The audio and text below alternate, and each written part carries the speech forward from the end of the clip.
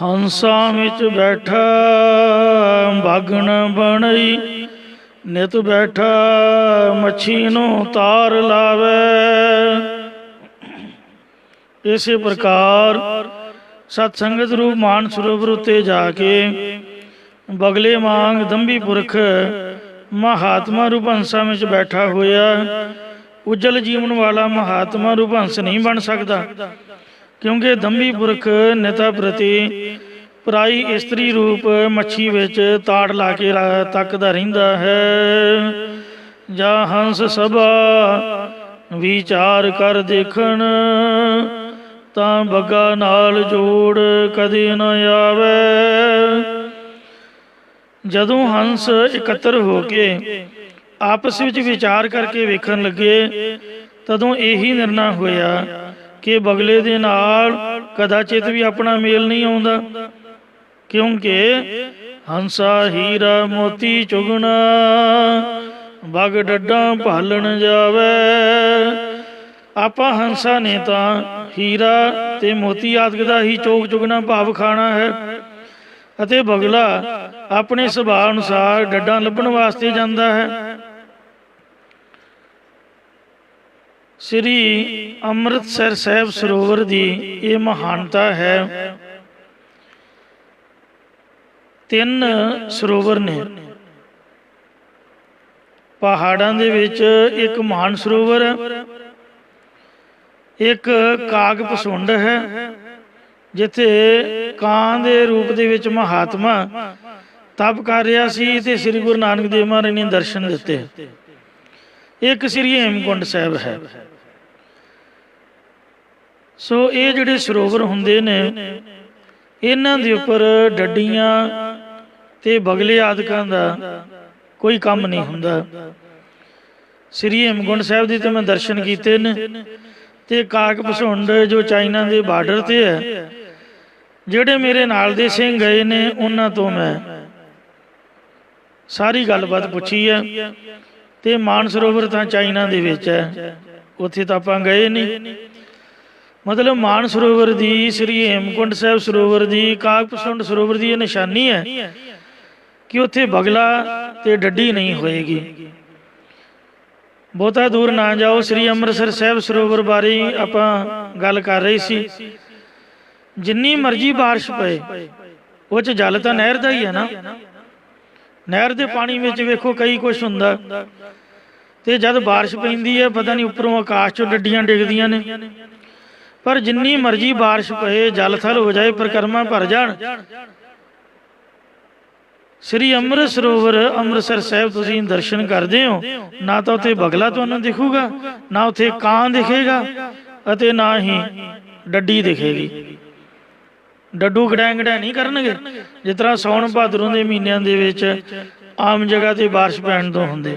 ਹਾਂ, ਮੱਛੀਆਂ ਜ਼ਰੂਰ ਨੇ, ਉਹ ਪ੍ਰਬੰਧਕਾਂ ਨੇ ਆਪ ਦੀ ਮਰਜ਼ੀ ਨਾਲ ਛੱਡੀਆਂ ਨਹੀਂ, ਕਿਉਂਕਿ ਉਹ ਤਾਂ ਜਾਲਾ ਖਾ ਕੇ ਜਲ ਸਾਫ਼ ਕਰਦੀਆਂ ਨੇ। ਸੋ ਇਸ ਵਾਸਤੇ ਮਹਾਰਾਜ ਫਰਮਾਉਂਦੇ ਨੇ, ਜਾਂ ਹੰਸ ਸਭਾ ਵਿਚਾਰ ਕਰ ਦੇਖਣ। ਇਸੇ ਤਰ੍ਹਾਂ ਜਦੋਂ ਮਹਾਤਮਾ ਰੂਪ ਹੰਸਾਂ ਦੀ ਸੰਗਤ ਆਪਸ ਵਿੱਚ ਨਿਰਣਾ ਕਰਕੇ ਦੇਖਦੀ ਹੈ, ਤਾਂ ਬੱਗਾ ਨਾਲ ਜੋੜ ਕਦੇ ਨਾ ਆਵੇ। ਤਦੋਂ ਬਗਲੇ ਦੀ ਤਰ੍ਹਾਂ ਦੰਭੀ ਪੁਰਖ ਦੇ ਨਾਲ ਕਦਾਚਿਤ ਵੀ ਮਹਾਤਮਾ ਰੂਪ ਹੰਸਾਂ ਦਾ ਜੋੜ ਮੇਲ ਨਹੀਂ ਆਉਂਦਾ। ਸਤ ਸੰਗਤ ਮਾਨ ਸਰੋਵਰ ਹੈ, ਗੁਰੂ ਸਾਹਿਬ ਦਾ ਨਾਮ ਅੰਮ੍ਰਿਤ ਰੂਪੀ ਜਲ ਹੈ। ਮਹਾਤਮਾ ਹੰਸਾਂ ਦੀ ਤਰ੍ਹਾਂ ਨੇ, ਤੇ ਦੰਭੀ ਪਖੰਡੀ ਬਗਲੇ ਦੀ ਤਰ੍ਹਾਂ ਉਹਨਾਂ ਦਾ ਦਿਲ ਹੀ ਨਹੀਂ ਲੱਗਣਾ। ਹੰਸਾ ਹੀਰਾ ਮੋਤੀ ਚੁਗਣਾ, ਕਿਉਂਕਿ ਮਹਾਤਮਾ ਰੂਪ ਹੰਸਾ ਨੇ ਤਾਂ ਨਾਮ ਰੂਪ ਹੀਰਾ ਤੇ ਮੁਕਤ ਰੂਪ ਮੋਤੀ ਦਾ ਚੋਗਾ ਹੀ ਚੁਗਣਾ ਹੈ।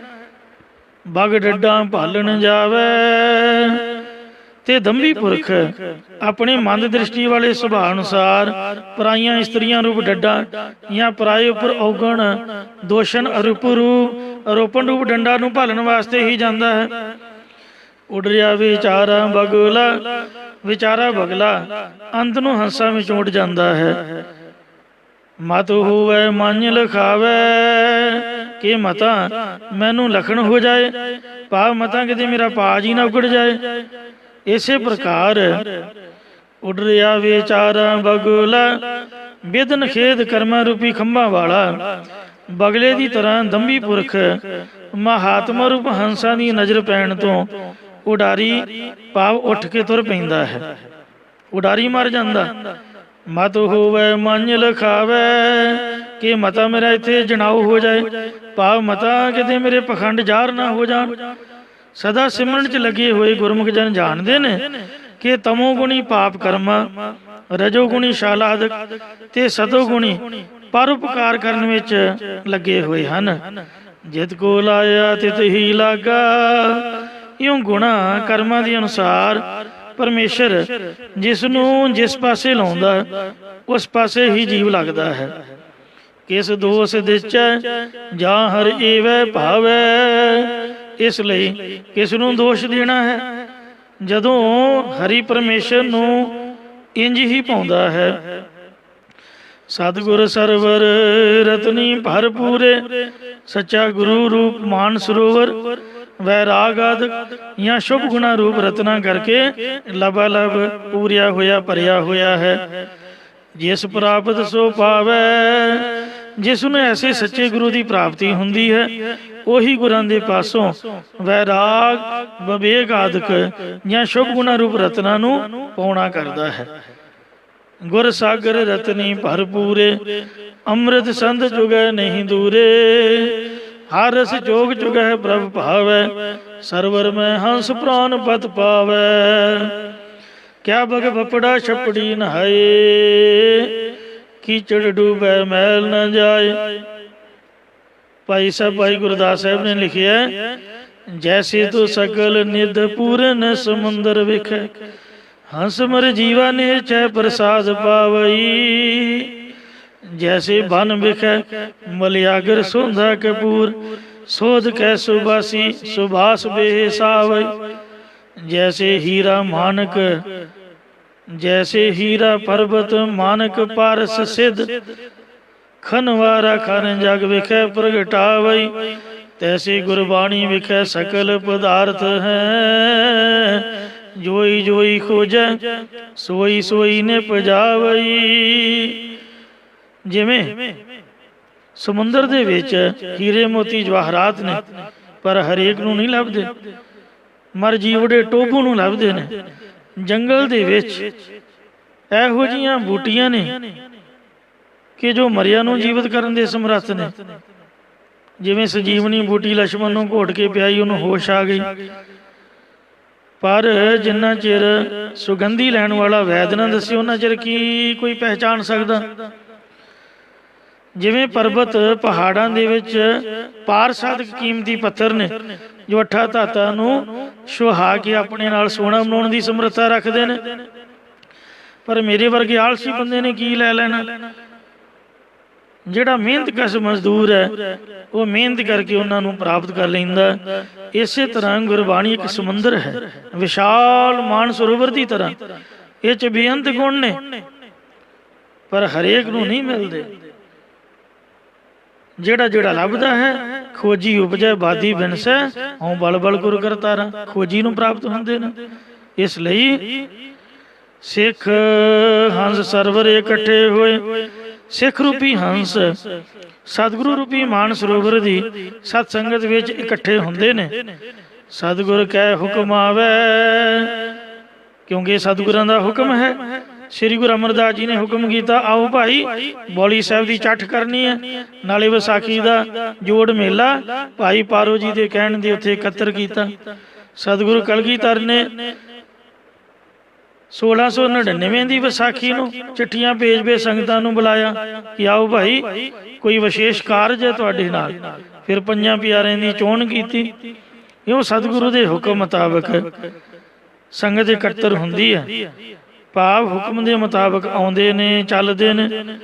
ਜਾਂ ਸਤਿਗੁਰ ਕਹਿ ਹੁਕਮ ਆਵੇ, ਸਤਿਗੁਰਾਂ ਦਾ ਕਿਹਾ ਹੋਇਆ ਉਪਦੇਸ਼ ਸਿੱਖ ਕਮਾਉਂਦੇ ਨੇ। ਪਾਠ ਸਤਿਗੁਰ ਕਹਿ ਹੁਕਮ ਆਵੇ ਹੀ ਸ਼ੁੱਧ ਹੈ। ਦੂਸਰੇ ਅਰਥ ਲਈ ਇੰਜ ਕੀਤਾ ਹੈ। रतन पदार्थ मानक सरवर भरपूरे।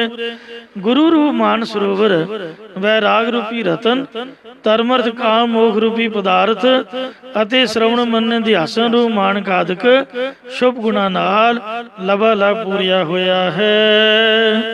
खाए खर्च रहे ਤੋੜ न आवे। सिख रूप हंस इन्हां गुणां ਦੇ ਤਾਈਂ ਆਪ ਖਾਂਦੇ ਨੇ ਅਤੇ ਹੋਰਨਾਂ ਅਧਿਕਾਰੀ ਜਨਾਂ ਦੇ ਵਿੱਚ ਖਰਚਦੇ ਰਹਿੰਦੇ ਨੇ, ਪਰੰਤੂ ਇਹਨਾਂ ਗੁਣਾਂ ਦੀ ਫਿਰ ਵੀ ਤੋੜ ਘਾਟਾ ਨਹੀਂ ਆਉਂਦਾ। ਸਰਵਰ ਹੰਸ ਦੂਰ ਨਾ ਹੋਈ। ਗੁਰੂ ਰੂਪ ਮਾਨ ਸਰੋਵਰ ਤੋਂ ਸਿੱਖ ਰੂਪ ਹੰਸ ਜਾਂ ਬ੍ਰਹਮ ਰੂਪ ਮਾਨ ਸਰੋਵਰ ਤੋਂ ਬ੍ਰਹਮ ਵੇਤੇ ਰੂਪ ਹੰਸ ਕਦੇ ਵੀ ਦੂਰ ਨਹੀਂ ਹੁੰਦੇ। ਕਰਤੇ ਏਵੈ ਭਾਵੈ, ਕਿਉਂਕਿ ਰਚਨਹਾਰ ਪਰਮੇਸ਼ਰ ਨੂੰ ਇੰਜ ਹੀ ਚੰਗਾ ਲੱਗਦਾ ਹੈ। ਜਨ ਨਾਨਕ ਜਿਸ ਦਾ ਮਸਤਕ ਭਾਗ ਤੁਰ ਲਿਖਿਆ। ਸਤਿਗੁਰੂ ਜੀ ਦਾਸਾ ਭਾਵ ਧਾਰ ਕੇ ਕਥਨ ਕਰਦੇ ਨੇ ਕਿ ਜਿਸ ਪੁਰਖ ਦੇ ਮੱਥੇ ਉੱਪਰ ਆਦੋਂ ਚੰਗੇ ਕਰਮਾਂ ਦਾ ਲੇਖ ਲਿਖਿਆ ਹੈ, ਸੋ ਸਿੱਖ ਗੁਰੂ ਪਹਿ ਆਵੇ। ਉਹ ਸਿੱਖ ਰੂਪੀ ਹੰਸ ਗੁਰੂ ਰੂ ਮਾਨ ਸਰੋਵਰ ਦੇ ਪਾਸ ਆਉਂਦੇ ਨੇ, ਭਾਵ ਸਤਿਗੁਰਾਂ ਦੇ ਨਾਲ ਮਿਲ ਕੇ ਨਿਹਾਲ ਹੁੰਦੇ ਹਨ। ਆਪ ਤਰਿਆ ਕੁਟੰਬ ਸਭ ਤਾਰੇ। ਉਹ ਆਪ ਹੀ ਸੰਸਾਰ ਸਮੁੰਦਰ ਤੋਂ ਤਰ ਗਿਆ ਅਤੇ ਕੁਟੰਬ ਇਸਤਰੀ ਤੋਂ ਵਧਿਆ ਸਾਰਾ ਪਰਿਵਾਰ ਵੀ ਤਾਰ ਦਿੰਦਾ ਹੈ। ਸਭਾ ਸ੍ਰਿਸ਼ਟ ਛਡਾਵੇ, ਅਤੇ ਸਾਰੀ ਸ੍ਰਿਸ਼ਟੀ ਨੂੰ ਵੀ ਛੁਡਾ ਲੈਂਦਾ ਹੈ, ਜਾਂ ਸਾਰਿਆਂ ਨੂੰ ਸ਼ੁਭ ਗੁਣਾਂ ਦੁਆਰਾ ਸ੍ਰੇਸ਼ਟ ਬਣਾ ਕੇ ਜਮਾਂ ਤੋਂ ਛੁਡਾ ਲੈਂਦਾ ਹੈ। ਮਹੱਲਾ ਪੰਜਵਾ। ਇਸ ਮਹੱਲੇ ਵਿੱਚ ਸਤਿਗੁਰੂ ਜੀ ਕਰਮ ਕਾਂਡ ਪੰਡਤ ਨੂੰ ਉਪਦੇਸ਼ ਦਿੰਦੇ ਨੇ। ਪੰਡਤ ਆਖਾਏ ਬਹੁਤੀ ਰਾਹੀ। ਹੇ ਭਾਈ, ਤੂੰ ਆਪਣੇ ਆਪ ਨੂੰ ਪੰਡਤ ਜਾਂ ਵਿਦਵਾਨ ਕਹਾਉਂਦਾ ਹੈ ਤੇ ਰਾਹਾਂ ਬਹੁਤਿਆਂ ਭਾਵ ਕਰਮ ਕਾਂਡਾਂ ਦੇ ਰਸਤਿਆਂ ਤੇ ਚੱਲਦਾ ਹੈ, ਜਾਂ ਬਹੁਤੀ ਰਾਹੀ ਬਹੁਤੇ ਭੇਖਾਂ ਨੂੰ ਰਸਤਿਆਂ ਵਿੱਚ ਭਰਮਦਾ ਹੈ, ਜਾਂ ਬਹੁਤੀ ਰਾਹੀ ਬਹੁਤੇ ਦੇਵੀ ਦੇਵਤਿਆਂ ਦੀ ਪੂਜਾ ਕਰਨ ਨੂੰ ਰਸਤਿਆਂ ਵਿੱਚ ਫਸਿਆ ਹੋਇਆ ਹੈ। ਤੂੰ ਤਾਂ ਐਸੇ ਕਠੋਰ ਚਿੱਤ ਵਾਲਾ ਹੈ। ਕੋਰੜ ਮੋਠ ਜਨੇਹਾ। ਜਿਸ ਤਰ੍ਹਾਂ ਦਾਲ ਦੇ ਵਿੱਚ ਕੋਰੜੂ ਮੋਠ ਹੁੰਦਾ, ਭਾਵ ਜਿਵੇਂ ਕੋਰੜੂ ਮੋਠ ਨੂੰ ਅੱਗ ਬਾਲ ਕੇ 7 ਉਬਾਲੇ ਵੀ ਕਿਉਂ ਨਾ ਦਈਏ ਤਾਂ ਵੀ ਉਹ ਢਲਦਾ ਰਿੱਝਦਾ ਨਹੀਂ, ਇਉਂ ਕੋਰੜੂ ਮੋਠ ਦੀ ਨਿਆਈ ਤੇਰੇ ਚਿੱਤ ਦੇ ਤਾਈਂ 7 ਸ਼ਾਸਤਰਾਂ ਦੀ ਗਿਆਨ ਰੂਪ ਅੱਗ ਦੇ ਦਈਏ ਤਾਂ ਵੀ ਸ੍ਰੇਸ਼ਟ ਗੁਣ ਧਾਰਨ ਕਰਨ ਨੂੰ ਢਲਦਾ ਰਿੱਝਦਾ ਨਹੀਂ ਹੈ। ਅੰਦਰ ਮੋਹ ਨਿਤ ਭਰਮ ਵਿਆਪਿਆ। ਹੇ ਭਾਈ, ਤੇਰੇ ਅੰਦਰ ਪਦਾਰਥਾਂ ਦਾ ਮੋਹ ਸਨੇਹ ਹੈ ਅਤੇ ਨਿਤਾ ਪ੍ਰਤੀ ਸਰੂਪ ਦੇ ਭਰਮ ਦੇ ਵਿੱਚ ਤੂੰ ਫਸਿਆ ਪਿਆ ਹੋਇਆ ਹੈ, ਭਾਵ ਤੈਨੂੰ ਪਰਮੇਸ਼ਰ ਦੇ ਸਰੂਪ ਦਾ ਨਿਸ਼ਚਾ ਨਹੀਂ ਹੈ। ਤਿਸ਼ਟਸ ਨਾਹੀ ਦੇਵਾ ਦੇਹਾ। ਦੇਹਾ ਸਰੀਰ ਕਰਕੇ ਕਦੇ ਵੀ ਤੂੰ ਟਿਕਦਾ ਅਸਥਿਤ ਨਹੀਂ ਰਹਿ ਸਕਦਾ, ਭਾਵ 84 ਲੱਖ ਜੂਨਾਂ ਵਿੱਚ ਹੀ ਭਟਕਦਾ ਫਿਰਦਾ ਹੈ। ਤੂੰ ਤਾਂ ਤਿਸ਼ਟਸ ਨਾਹੀ ਦੇਹਾ, ਸਰੀਰਾਂ ਨੂੰ ਪੈਦਾ ਕਰਨ ਵਾਲੇ ਪਰਮੇਸ਼ਰ 'ਚ ਅਸਥਿਤ ਹੀ ਨਹੀਂ ਹੁੰਦਾ, ਜਾਂ ਦੇਹਾਂ ਧਾਰਨ ਵੱਲੋਂ ਅਸਥਿਤ ਨਹੀਂ ਹੁੰਦਾ, ਜਾਂ ਤੇਰਾ ਮਨ ਅਖੰਡ ਚੇਤਨ ਦੇਹ ਵਿੱਚ ਅਸਥਿਤ ਨਹੀਂ ਹੋ ਸਕਦਾ। ਕੂੜੀ ਆਵੇ ਕੂੜੀ ਜਾਵੇ। ਤੂੰ ਲੋਕਾਂ ਦੇ ਤਾਈਂ ਕੋਈ ਝੂਠੀ ਸਿੱਖਿਆ ਦੇਣ ਵਾਸਤੇ ਆਉਂਦਾ ਹੈ ਤੇ ਝੂਠੀ ਮਾਇਆ ਦੀ ਪ੍ਰਾਪਤੀ ਵਾਸਤੇ ਹੋਰ ਪਾਸੇ ਆਪਦੀ ਪੋਥੀ ਚੁੱਕ ਕੇ ਚਲਿਆ ਜਾਂਦਾ ਹੈ। ਐਸੇ ਪ੍ਰਕਾਰ ਕੂੜੀ ਆਵੇ ਕੂੜੀ ਜਾਵੇ। ਤੂੰ ਝੂਠੀ ਗੱਲ ਕਰਦਾ ਸੰਗਤ ਵਿੱਚ ਆਉਂਦਾ ਹੈ ਤੇ ਝੂਠੀ ਗੱਲ ਕਰਦਾ ਸੰਗਤ ਵਿੱਚ ਉਹ ਚਲਿਆ ਜਾਂਦਾ ਹੈ। ਮਾਇਆ ਕੀ ਨਿਤ ਜੋਹਾ। ਕਿਉਂਕਿ ਤੈਨੂੰ ਹਮੇਸ਼ਾ ਹੀ ਮਾਇਆ ਦੀ ਝਾਕ ਲੱਗੀ ਰਹਿੰਦੀ ਹੈ, ਤੂੰ ਸਦਾ ਹੀ ਮਾਇਆ ਦੀ ਤਾੜ ਵਿੱਚ ਲੱਗਿਆ ਰਹਿੰਦਾ ਹੈ। ਸੱਚ ਕਹੈ ਤਾਂ ਛੋਹ ਆਵੇ। ਜੇ ਕੋਈ ਸੱਚਾ ਵਚਨ ਕਹਿੰਦਾ ਤਦ ਗੁੱਸਾ ਆਉਂਦਾ ਹੈ। ਅੰਤਰ ਬਹੁਤਾ ਰੋਹਾ। ਕਿਉਂਕਿ ਤੇਰਾ ਹਿਰਦਾ ਅੰਦਰੋਂ ਬਹੁਤ ਹੀ ਕ੍ਰੋਧ ਦਾ ਭਰਿਆ ਹੋਇਆ ਹੈ। ਮਾਇਆ ਦੀ ਤਾੜ ਵਿੱਚ ਰਹਿੰਦਾ ਵੀ ਕਿਧਰੋਂ ਮਾਇਆ ਆਉਂਦੀ ਹੈ। ਮਾਇਆ ਧਾਰੀਆਂ ਨਾਲ ਤਾਂ ਪ੍ਰੇਮ ਕਰਦਾ, ਤੇ ਜੇ ਕੋਈ ਸੱਚਾ ਵਚਨ ਕਹਿ ਦਿੰਦਾ ਉਹ ਤੇ ਗੁੱਸੇ ਹੋ ਜਾਂਦਾ। ਵਿਆਪਿਆ ਦੁਰਮਤ ਕਬੁੱਧ ਕਮੂੜਾ। ਕਮੂੜਾ ਖੋਟੀ ਮੂਰਖਤਾਈ ਕਰਕੇ ਕਬੁੱਧ ਖੋਟੀ ਬੁੱਧੀ ਦਾ ਪ੍ਰੇਰਿਆ ਹੋਇਆ ਦੁਰਮਤੀਆਂ ਦੀ ਸੰਗਤ ਜਾਂ ਖੋਟੀ ਸਿੱਖਿਆ ਵਿੱਚ ਲੱਗਿਆ ਹੋਇਆ ਹੈ। ਮਨ ਲਾਗਾ ਤਿਸ ਮੋਹਾ। ਅਤੇ ਉਸ ਦੇ ਚਿੱਤ ਵਿੱਚ ਪਦਾਰਥਾਂ ਦਾ ਮੋਹ ਲੱਗਿਆ ਹੋਇਆ ਹੈ। ਠੱਗੈ ਛੇਤੀ ਠੱਗ ਰਲ ਆਇਆ। ਇੱਕ ਵੈਸ਼ਨੋ ਠੱਗ ਦੇ ਨਾਲ ਦੂਸਰਾ ਠੱਗ ਪੰਡਤ ਮਿਲ ਕੇ ਆ ਗਿਆ। ਕਰ ਲੋ ਗੱਲਾਂ। ਮਾਣ ਤਾਂ ਇੱਕੋ ਹੀ ਨਹੀਂ ਸੀਗਾ, ਦੋ ਇਕੱਠੇ ਹੋ ਗਏ। ਸਾਥ ਭੇ ਕੋ ਜਿਹਾ, ਇਉਂ ਦੋਹਾਂ ਬੇਮੁਖਾਂ ਦਾ ਨਿੰਦਿਆ ਕਰਨ ਵਾਸਤੇ ਸਾਥ ਵੀ ਇੱਕੋ ਜਿਹਾ ਰਲ ਗਿਆ ਹੈ। ਜਾਂ ਇਸੇ ਪ੍ਰਕਾਰ ਠੱਗੈ ਛੇਤੀ ਠੱਗ ਰਲ ਆਇਆ। ਇਹ ਜਗਤ ਵਿੱਚ ਜੀਵ ਰੂਪ ਠੱਗ ਕਾਮ ਕ੍ਰੋਧ ਰੂਪ ਠੱਗਾਂ ਦੇ ਨਾਲ ਮਿਲ ਕੇ ਆਇਆ ਹੈ। ਜਾਂ ਹੁਣ ਜਨਮ ਧਾਰ ਕੇ ਜੀਵ ਰੂਪ ਠੱਗ ਰਾਗ ਦਵੈਗ ਰੂਪ ਠੱਗਾਂ ਦੀ ਸੰਗਤ ਦੇ ਨਾਲ ਮਿਲ ਕੇ ਆ ਗਿਆ ਹੈ। ਸਾਥ ਭੇ ਕੋ ਜਿਹਾ, ਇਉਂ ਜੀਵ ਤੇ ਕਾਮਾਦਿਕ ਵਿਕਾਰ ਦੋਹਾਂ ਦਾ ਇੱਕੋ ਜਿਹਾ ਸਾਥ ਹੀ ਹੈ। ਸਤਿਗੁਰ ਸਰਾਫ ਨਦਰੀ ਵਿੱਚ ਦੋ ਕੱਢੈ।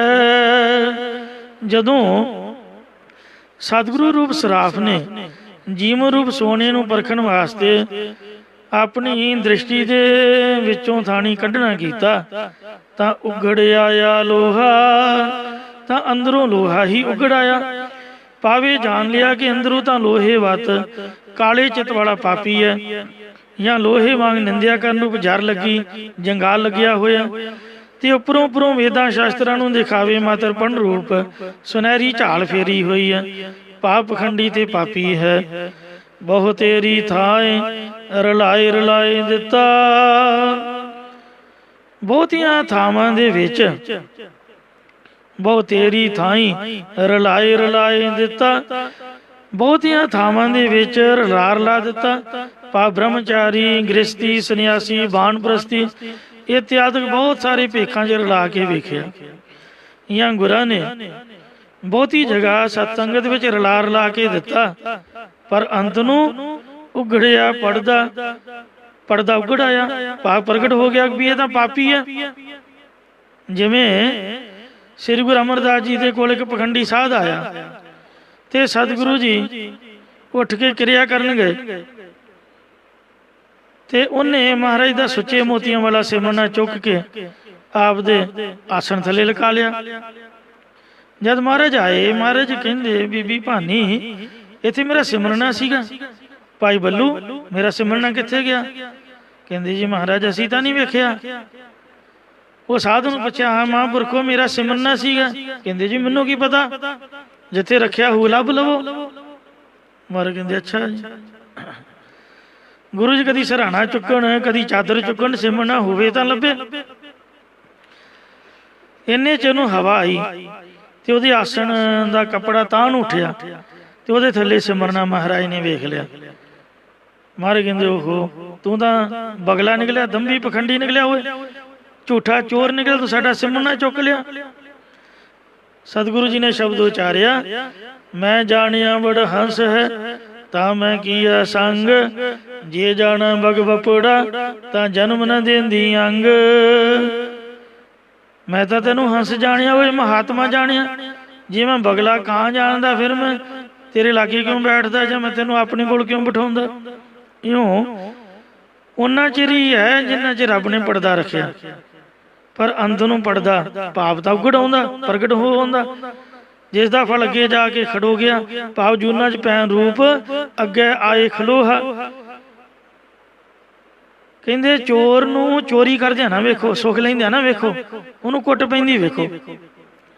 ਤੋ ਜਦ ਫਲ ਪ੍ਰਾਪਤ ਹੁੰਦਾ ਫਿਰ ਉਹ ਚੀਕਾ ਮਾਰਦਾ। ਜਾਂ ਉਗੜਿਆ ਪੜਦਾ ਅੱਗੇ ਆਏ ਖਲੋਹਾ। ਧਰਮਰਾਜ ਦੀ ਕਚਹਿਰੀ 'ਚ ਉਹਦਾ ਪਾਪ ਦਾ ਪੜਦਾ ਉਗੜ ਗਿਆ ਤੇ ਪਾਪ ਕਰਮ ਕਾਰਨ ਜਮਾਂ ਦੇ ਅੱਗੇ ਆ ਕੇ ਖਲੋ ਗਿਆ, ਜਾਂ ਜਮ ਅੱਗੇ ਆ ਕੇ ਖਲੋ ਗਏ। ਸੰਗਤ ਦੀ ਅੱਗੇ ਆ ਕੇ ਕੀਤਾ, ਪਾਪ ਕਰਮ ਪ੍ਰਗਟ ਹੋ ਗਿਆ। ਹਾਂ ਸਤਿਗੁਰ ਕੀ ਜੇ ਸਰਣੀ ਆਵੇ, ਐਸਾ ਜੀਵ ਜੇਕਰ ਪੂਰੇ ਸਤਿਗੁਰੂ ਦੀ ਓਟ ਵਿੱਚ ਆ ਜਾਵੇ, ਫਿਰ ਮਨੂਰੋ ਕੰਚਨ ਹੋਹਾ। ਉਹ ਫਿਰ ਮਨੂਰੋ ਲੋਹੇ ਦੀ ਮੈਲ ਵੱਤ, ਪਾਪ ਕਰਮ ਰੂਪੀ ਮੈਲ ਤੋਂ ਸੋਨੇ ਵੱਤ ਸ਼ੁੱਧ ਜੀਵਨ ਵਾਲਾ ਹੋ ਜਾਂਦਾ ਹੈ। ਇੱਕ ਤਾਂ ਹੁੰਦਾ ਇਸਪਾਤ ਲੋਹਾ, ਸੋਲਿਡ ਲੋਹਾ। ਇੱਕ ਹੁੰਦਾ ਹੈ ਜੰਗਾਲਿਆ ਗਲਿਆ ਸੜਿਆ ਲੋਹਾ, ਮੈਲਾ ਕਚੈਲਾ, ਸਕਰੈਬ, ਵੇਸਟੇਜ, ਕੂੜ ਕਬਾੜ। ਪਾਰਸ ਜਿਹੜਾ ਹੈ ਉਹ ਮਨੂਰ ਲੋਹੇ ਨੂੰ ਸੋਨਾ ਨਹੀਂ ਬਣਾਉਂਦਾ। ਜਿਹੜੇ ਵਧੀਆ ਤਾਂਬੇ ਤੇ ਇਸਪਾਤ ਦੀ ਕਿਸਮ ਹੈ ਉਹਨੂੰ ਸੋਨਾ ਬਣਾਉਂਦਾ। ਪਰ ਗੁਰੂ ਮਹਾਰਾਜ ਸਾਹਿਬ ਸੱਚੇ ਪਾਤਸ਼ਾਹ ਧੰਨ ਗੁਰੂ ਅਮਰਦਾਸ ਸਾਹਿਬ ਜੀ ਦਾ ਵੇਖੋ ਜੀਵਨ, ਉਹਨਾਂ ਦਾ ਪਰਉਪਕਾਰ। ਪ੍ਰੇਮਾ ਕੋਹੜੀ ਜਿਸ ਦੇ ਘਰ ਵਾਲੀ ਨੇ ਦੁਰਕਾਰਤਾ, ਵਿਸ਼ੇ ਵਿਕਾਰਾਂ ਕਾਰਨ ਕੋੜ ਹੋ ਗਿਆ, ਘਰਦਿਆਂ ਨੇ ਚੁੱਕ ਕੇ ਰਾਹ ਤੇ ਰੱਖ ਦਿੱਤਾ। ਤੁਰੀ ਜਾਂਦੀ ਸੰਗਤ ਦੇ ਪੈਰੀਂ ਪੈ ਗਿਆ। ਸੰਗਤ ਜੀ ਕਿੱਥੇ ਚੱਲੇ? ਕਹਿੰਦੇ ਗੋਇੰਦਵਾਲ ਸਾਹਿਬ ਸ੍ਰੀ ਗੁਰੂ ਅਮਰਦਾਸ ਜੀ ਦੇ ਦਰਸ਼ਨ। ਕਹਿੰਦੇ ਮੈਨੂੰ ਵੀ ਨਾਲ ਲੈ ਚੱਲੋ। ਕਿਸੇ ਦੇ ਮਨ 'ਚ ਦਇਆ ਆਈ, ਉਹਨੇ ਚੁੱਕ ਕੇ ਗੋਇੰਦਵਾਲ ਲੈ ਆਂਦਾ। ਰਸਤੇ ਵਿੱਚ ਬੈਠਾ ਇਹੀ ਪੜ੍ਹਦਾ ਰਿਹਾ ਕਰੇ, ਮੇਰਾ ਗਿਆ ਕਛੋਟਾ ਲਾਦਾ, ਮੇਰਾ ਗਿਆ ਕਛੋਟਾ ਲਾਦਾ। ਤਾਂ ਉਸ ਵਕਤ ਸਾਧ ਸੰਗਤ ਜੀਓ ਸ੍ਰੀ ਗੁਰੂ ਅਮਰਦਾਸ ਮਹਾਰਾਜ ਦੇ ਕੋਲ ਸਿਫਾਰਿਸ਼ ਗਈ। ਸੰਗਤ ਦੇ ਕਹਿਣ ਤੋਂ ਸਤਿਗੁਰੂ ਜੀ ਮਹਾਰਾਜ ਕਹਿੰਦੇ ਉਹਨੂੰ ਸਾਡੇ ਜਲ ਦੇ ਵਿੱਚ ਇਸ਼ਨਾਨ ਕਰਾਓ, ਜਿਹੜਾ ਸਾਡਾ ਇਸ਼ਨਾਨ ਵਾਲਾ ਜਲ ਹੈ, ਤੇ ਫੁਲਕਾਰੀ ਦੇ ਕੇ ਉਹਨੂੰ ਸਾਡੇ ਪਾਸ ਲਿਆਓ।